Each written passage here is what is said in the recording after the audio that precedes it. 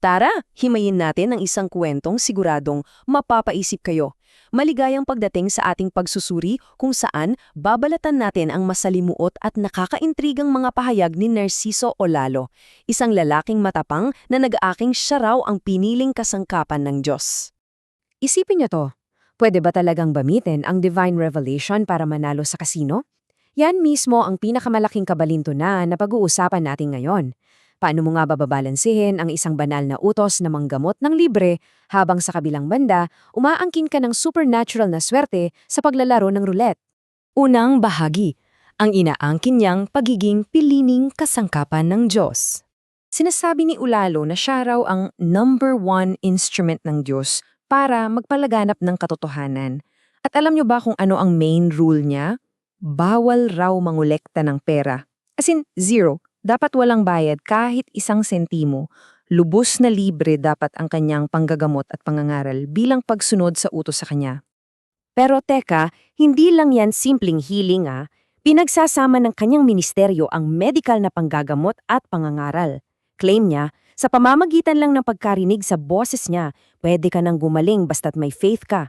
Bukod ba dyan, kaya rin daw niyang makita ang mga tinatagong kasalanan ng tao, buhay man o patay, at mahulaan ang mga mangyayari at trahedya sa future. Grabe, di ba? Ikalawang bahagi, ang kapangyarihan ng isip. Para maintindihan natin kung paano raw niya nagagawa yung mga ganyang bagay, kailangan nating pag-usapan itong tinatawag niyang power of mind. Sinasabi niya na isa itong divine gift. Kumbaga, dahil dito, hindi lang siya nakakadiagnose ng mga espiritual at pisikal na sakit, kundi nahuhulaan din niya ang mga eksaktong mangyayari bago pa man ito maganap. Makikita raw niya ang buong kwento ng buhay mo. Ikatlong bahagi at dito talaga medyo nakakagulat. Mga banal na panalo sa kasino. Dito na pumapasok ang pinaka-unconventional na part ng claims niya. Mula sa healing, pupunta tayo sa casino floor. Sa isang nakakagulat na social media post niya noong May 2026, sinabi ni Olalo na mismong si Jesucristo raw ang nag-utos sa kanya na i-post ang mga panalo niya sa casino. Bakit kamo? Para raw patunayan sa mga skeptics na totoo ang connection niya sa itaas. At hindi biro yung mga figures na pinag-uusapan natin dito.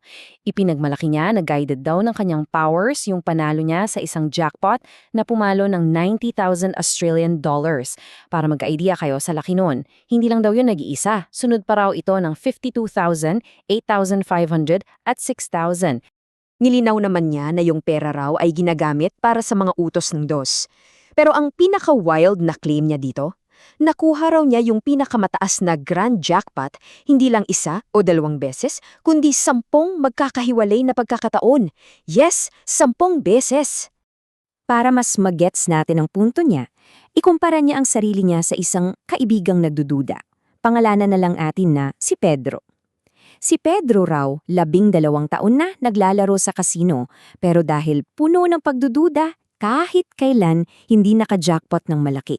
Ang kwento ni Olalo, ginagamit daw niya ang kanyang power of mind para hulaan kung saan mismo babagsak yung bola sa roulette. Binibigyan pa nga niya niyang winning number si Pedro, katulad ng numerong 79, pero dahil walang tiwala si Pedro, hindi niya ito tinatayaan at laging nauuwing talo. So, in a way, parang ginagawa niyang proof of divine connection ang roulette table. Ikaapat na bahagi, ang metafora ng papo. Okay, layuan muna natin saglit ang maingay na mundo ng kasino at bumalik tayo sa kanyang mga pangunahing turo. Mahigi gumamit ng mga parables o metapora si Olalo para ipaliwanag ang mga bagay-bagay sa kanyang mga followers. Ang isa sa paborito niyang gamitin ay ang senaryo ng mga taong sabay-sabay kumakain, nagkakamay at kumukuha mula sa iisang malaking nakalatag na plato. Ang ibig sabihin raw nito, tulad ng pagkain, kung saan ikaw mismo ang kukuha para pakainin ang sarili mo at ikaw mismo ang maghuhugas ng sarili mong kamay pagkatapos, ganun din ang spiritual salvation.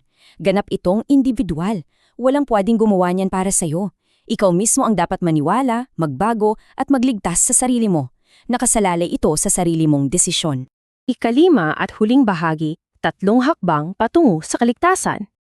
So kapag pinagsama-sama natin ang lahat ng claims niya, mula sa libreng panggagamot hanggang sa pag-predict ng mga numero sa roulette, lahat yan bumabagsak sa 3 instruksyon niya para sa mga tagasunod niya. Una, pagsisisihan ang lahat ng mga nagawang kasalanan. Pangalawa, baguhin at i-renew ang takbo ng buhay Kristiyano. At pangatlo, mapanatili ang isang napakatibay na pananampalataya sa kanya.